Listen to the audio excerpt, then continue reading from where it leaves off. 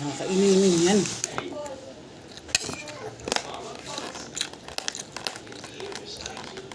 Lalagyan mo pa kasi ito ng kwan. Ito, maraming reklamo. Dali lang yung magdalaw eh. Oo nga eh. Kasi naman sumisingaw. Puro ko pakman eh.